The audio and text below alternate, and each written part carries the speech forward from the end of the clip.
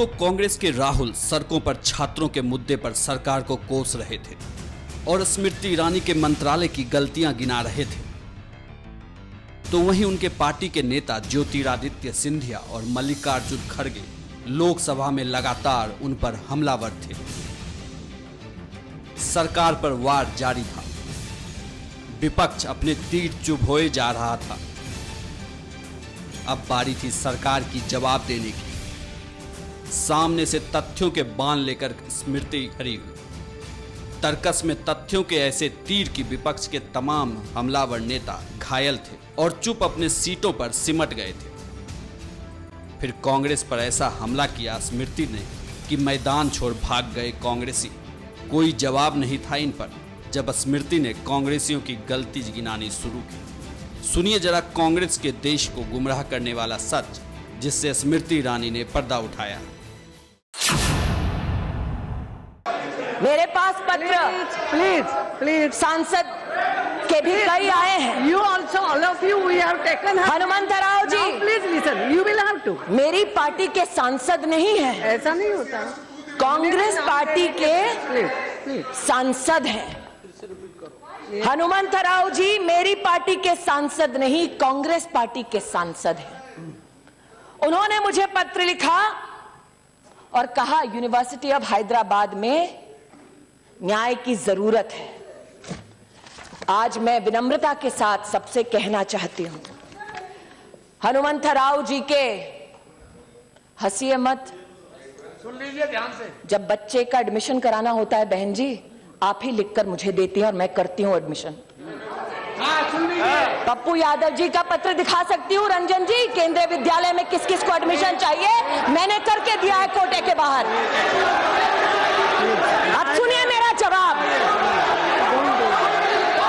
हनुमंतराव जी ने मुझे पत्र लिखकर कहा कि जिस वाइस चांसलर को कांग्रेस की सरकार ने नियुक्त किया, करना है उस वाइस चांसलर के कार्यकाल में दलित बच्चों की आत्महत्या हुई। आप जाइए, मैं हनुमंतराव जी ने मुझसे कहा कि आप न्याय कीजिए, और हनुमंतराव जी के लिए कितने पत्र यूनिवर्सिटी ऑफ हैदराबाद को आग्रह पूर्वक हमने लिखे। आज वो प्रमाण लेकर आपके मध्य में आई हूं। एक reminder, Hanumantharao MP Congress party 9 दिसंबर 2014, 4 सितंबर 2015, 30 सितंबर 2015, 6 अक्टूबर 2015, 20 अक्टूबर 2015, 19 नवंबर 2015, 6 जनवरी 2016। ये सारे पत्र हमने निवेदन हेतु लिखे ताकि चाहे वो सांसद कांग्रेस के हों या किसी और पार्टी के हों, जिन उत्तर का वो हमसे उम्मीद बांध कर बैठे हैं, जिस उम्मीद को लगाए बैठे हैं उस उम्मीद को मैं पूरा करूं। ऐसा नहीं, आज ऐसा नहीं होता। इस सभागार में मुझ पर आरोप लगाया गया कि किस अधिकार से मैं चिट्ठी लिखती हूं। उन कांग्रेस के नेताओं से विनम्रता पूर्वक मैं ये दस्तावेज दिखाती हूँ। प्लीज 5 मई 2011 को मैं बात करूं। नारायण स्वामी जी जो कांग्रेस के नेता, you please take your seat. उन्होंने एक पत्र में लिखा, please go to your communications. Please go to your seat. पहले आप सीट पे तो you go to your seat, then only I will say something. How can I say no? You will have to go to your seat. No, first you. आप बहाना मत बनाओ। Please this is not the वे।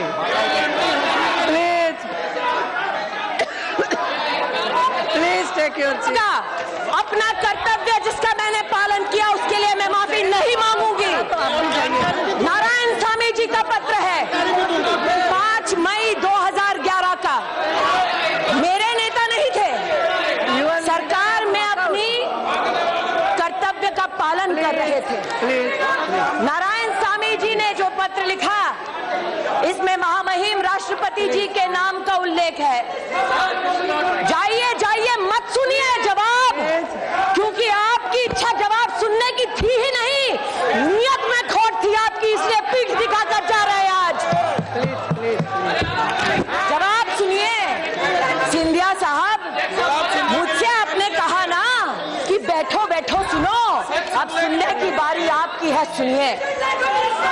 मैं अपने कर्तव्य का पालन कर रही थी और मुझे आज सूली पर चढ़ाने का प्रयास कर रहे हैं।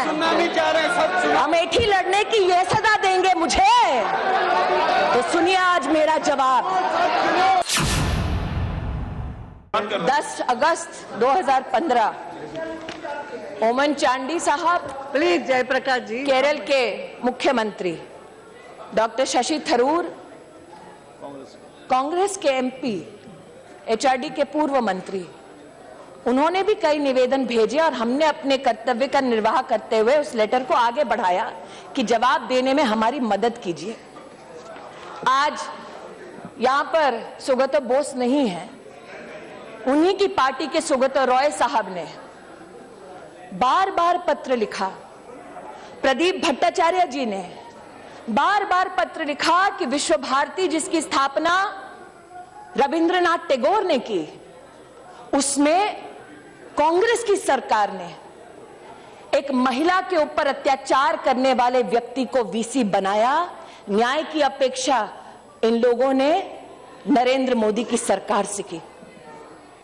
भेदभाव नहीं किया, यह नहीं देखा किस पक्ष के किस नेता ने मुझसे क्या आदेश हेतु अथवा निवेदन हेतु कागज मेरे सामने प्रस्तुत किया, और आज मुझ पर भेदभाव का आरोप लगाया जाता है।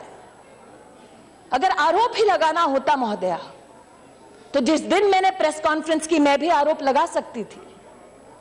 एक बच्चे की मृत्यु होती है और उस मृत्यु के ऊपर राजनीतिक द्वंद्व होता है, लेकिन देश का ये जानता है कि जिस एग्जीक्यूटिव काउंसिल ने बैठकर यह निर्णय लिया कि रोहित को बर्खास्त किया जाए, उस काउंसिल के एक भी मेंबर को एनडीए की इस सरकार ने अपॉइंट नहीं किया, यूपीए की सरकार ने अपॉइंट किया था।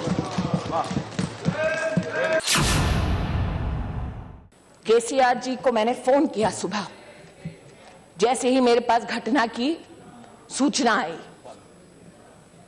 उनकी सरकार है, मात्र ये गुहार लगाने के लिए कि लॉ एंड ऑर्डर की सिचुएशन ना हो, मदद कीजिए मेरी, क्योंकि लॉ एंड ऑर्डर स्टेट का विषय है।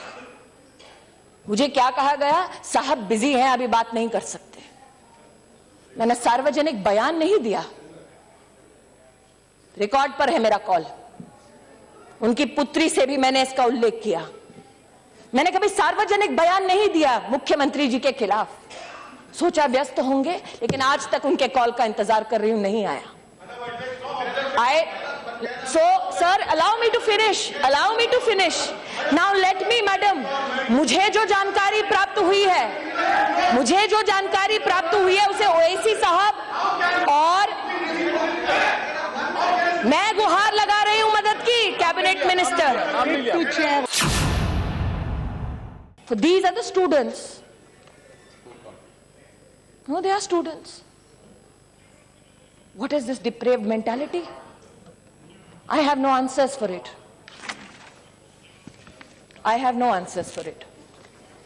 But then I thought, is it only because many leaders say कि हाँ बच्चे हैं बोल रहे हैं, माफ करो, हो सकता है। But how does this depravity get seeded into the minds of our children?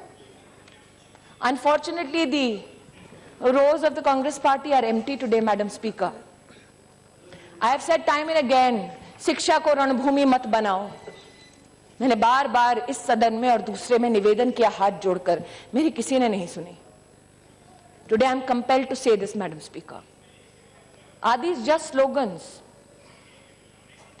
I seek to quote a European philosopher, Roman at that. एक प्रमाण आज आपके समक्ष प्रस्तुत करती हूं इस हाउस में, जो अभी अभी मेरे डेस्क पर आया है। ये किताब है हिस्ट्री की, कक्षा 4 के बच्चों के लिए। Teachers reader, what are our teachers taught. इस किताब की लेखिका है तीस्ता सेतलवाल। इस किताब को कमीशन करने वाले हैं यूपीए के कपिल सिब्बल साहब,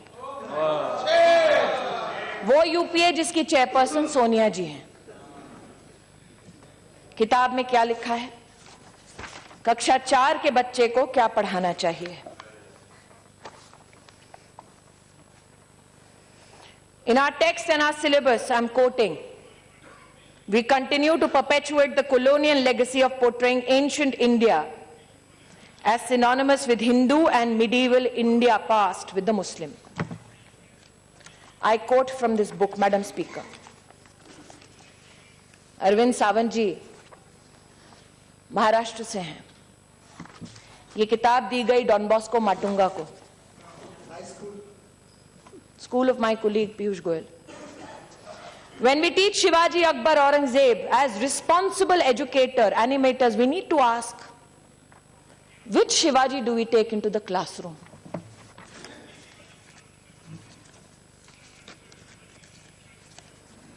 I am quoting, Madam Speaker.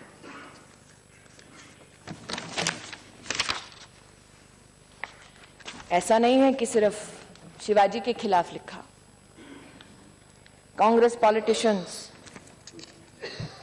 allowed the killings for 3 days in the Sikh riots. That is also taught. Hindu-Christian riots in Kanyakumari. How the propaganda of Hindu organizations targets Christian minorities. You are teaching this to a child in the 4th standard. This is their idea of secular education.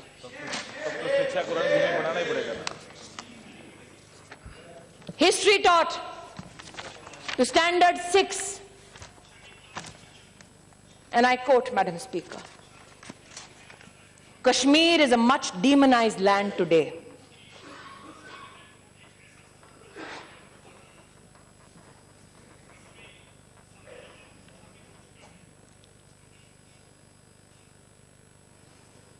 That the state militates against the atrocities of the Indian state. You teach a 6th standard child this. Are we shocked that when these children go to a university, they said Kashmir ki azadi tak jang ladenge?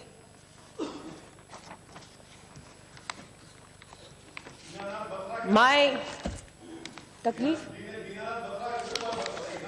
सुन लीजिए ओवैसी साहब, सुन लीजिए। Scenario 4 on page 5. Orders issued to Delhi schools after the death of Prime Minister Indira Gandhi. Check what a trainee teacher teaching English sailed through her period. One of the words given to the children to draft a sentence was the word arrive. Of the several children who raised their hand, the one that the teacher chose to read out is a sentence: when a Sikh arrived in Delhi, he was killed by a Hindu. Scenario 2, and the title is fascinating, calling Breeding Prejudiced Minds. This commissioned by the UPA, led by the Congress party, given to children in the 6th standard.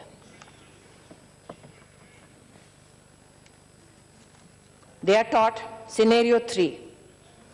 Teaching of history in school boards all over Maharashtra has a single prescribed textbook on Shivaji. Teachers from the schools in Bombay have expressed great difficulty in controlling emotions. One of them has said, the schools which have an active enrollment of Muslim students. I rushed through the chapter on Afzal Khan and Shivaji's confrontation. It is a politically and socially loaded connotation. I can't meet eye to eye with my Muslim students, so I start my chapter with an apology. There are many Afzals in my class, says this teacher. teaching in class 6. I begged and I pleaded, don't make it about us and them. Our children are not vote banks. But nobody heard me. मैंने आज महोदया जिस committee ने इन सारे किताबों का निरीक्षण किया, इन किताबों के खिलाफ उस वक्त की सरकार में एनसीईआरटी ने धावा बोलकर कहा ये किताबें मत बांटिए। एनसीईआरटी की बात को माना नहीं गया। वो एनसीईआरटी हमारी नहीं थी, हमारी सरकार की नहीं थी। जिस कमेटी ने की पूरी वारदात स्टडी किया, I am compelled to say one of the committee members is a Muslim vice chancellor appointed to his post as proposed by the Congress government. An income tax officer who served under the Congress government, now a Supreme Court lawyer. I did it so that I not be accused of politicizing something which should be a matter of concern for every Indian citizen, every parliamentarian. And what do those people say about the books that they read? This committee fails to understand as to what and whose purpose is this trust serving. By quoting from Pakistani authors writing pertaining to education of Indian students to an impressionable mind of a standard 6 student. This committee was enraged when the name suggested an intention and action, Allah's army in Pakistan, Hindutva hell in Hindustan. Madam Speaker, I have not shied away from answering any question in this house or the other. My plea is this. Across universities, when Vice Chancellor said we want to raise our flag proudly, they were condemned. Mr. Gandhi went to Uttar Pradesh and said, सारे के सारे VCRSS वाले हैं। शायद उनको पता नहीं है कि आज भी इस सरकार में सेंट्रल यूनिवर्सिटी के चांसलर्स में से 20 ऐसे हैं जिनको कांग्रेस ने नियुक्त किया। 16 वाइस चांसलर्स ऐसे हैं जिनको कांग्रेस ने नियुक्त किया। आज मैं चुनौती दे सकती हूं, कांग्रेस द्वारा नियुक्त किया गया एक भी वाइस चांसलर आकर कहे प्रमाण के साथ कि मैंने भगवाकरण किया है, मैं राजनीति छोड़ दूंगी।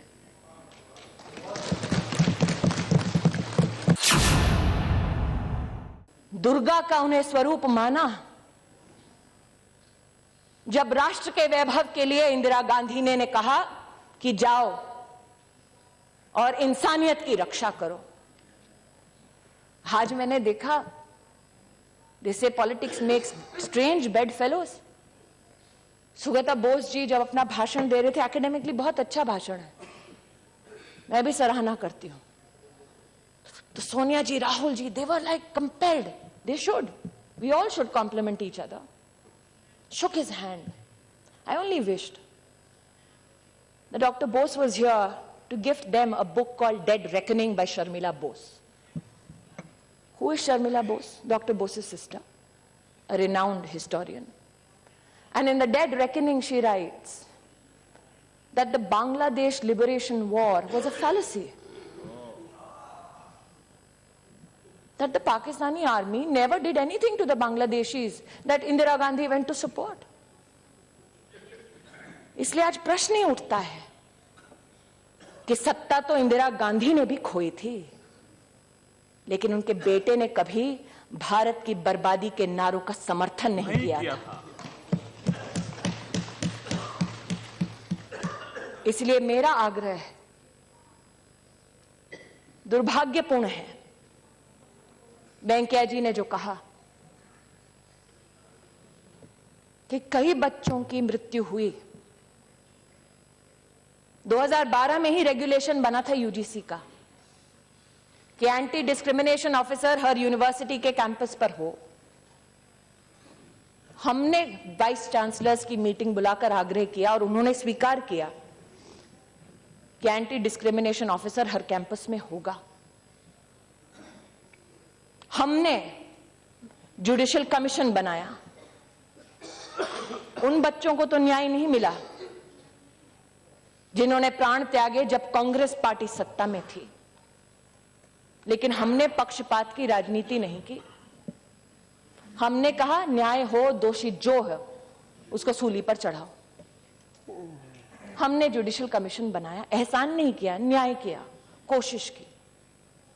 ये कोशिश मैं हर दिन करती हूं। मेरा आग्रह है सबसे कि अगर हम शिक्षा को रणभूमि बनाएंगे, बच्चों को वोट बैंक बनाएंगे, तो जेएनयू के कुछ भटके हुए छात्र तो क्या नारा देंगे, लेकिन इस देश को बर्बादी की कगार पर वो राजनीति ले जाएगी जो एक बच्चे की मृत्यु को भी राजनीतिक अवसर बनाकर इस्तेमाल करती है।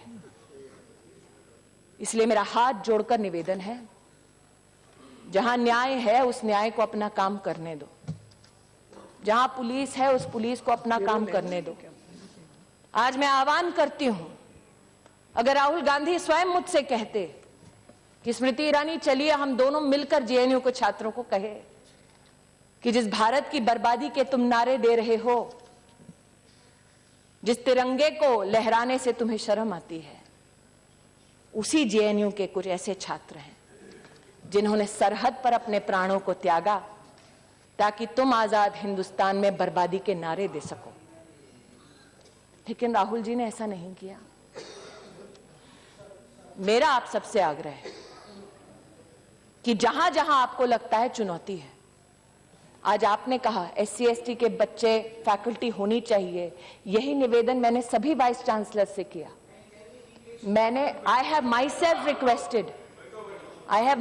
requested to every vice chancellor that listen to all children, every university which functions under the aegis of the government of India, listen to children, for they come with their emotional legacies and their social challenges, and it is incumbent upon us to provide them refuge and a productive life.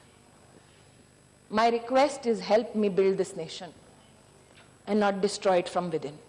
Thank you, Madam Speaker.